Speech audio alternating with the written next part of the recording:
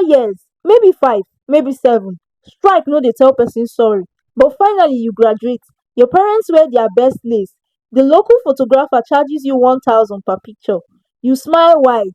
The future looks bright until reality knocks and it's not holding a job offer. Because in Nigeria today, a degree doesn't guarantee you a desk.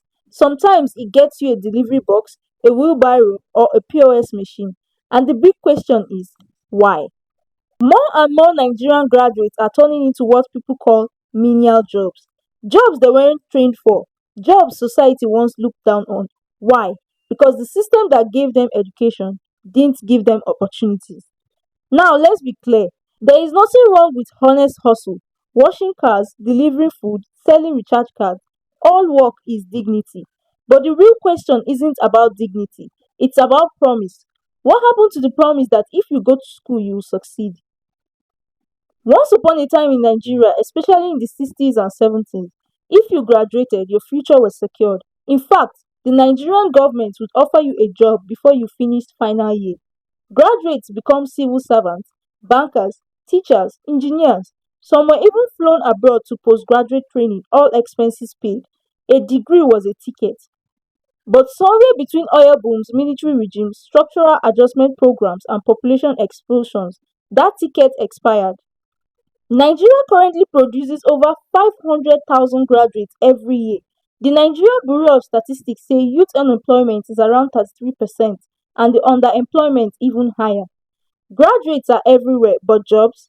Scarce, selective, sometimes sold to the highest bidder. Ask any fresh graduate and you hear, I've applied to over 100 jobs, no response. They say all I need is 5 years experience with an entry level role. They want to pay 30k in Lagos that can't even feed me, talk less of rent. I studied engineering, now I'm doing logistics on a bike. Those are the responses. The world has changed. Employers want skills, not just certificates. A first class graduate of philosophy may struggle more than a barber with marketing sense. And with automation, AI, and remote work on the rise, traditional jobs are shrinking. Most Nigerian universities are still teaching outdated theory, not practical skills. No digital literacy, no entrepreneurship, no job readiness, just chalkboards and handouts. And so many graduates step into the world with big dreams and zero tools. In Nigerian society, being a graduate is more than education, it's pride. So when someone with a BSc or HND is doing what people call low work, people ask, what went wrong? Family members whisper, neighbors laugh, friends disappear. But here's what they don't see. That POS agent studied microbiology. That bike man was a top student.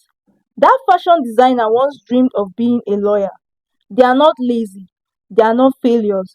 They are just surviving a country that failed them first. The new generation has stopped waiting. They are doing whatever it takes, selling food, learning tech, becoming content creators, turning cars into taxis, turning phones into shops, turning Instagram pages into stores.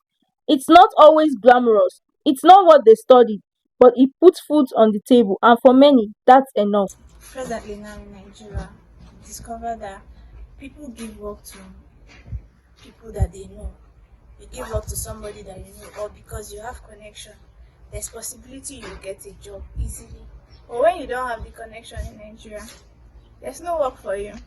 So that's why you discover that most people after graduation they just stay at home and then they do POS and other mini jobs like that. And sometimes if you don't have money to start off something, you find out that you just stay at home and stuff like that.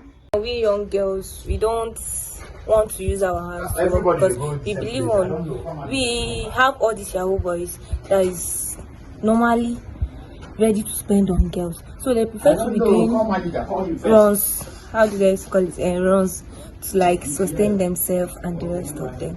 So that is why, but some of them is based on friends that make them do all those things.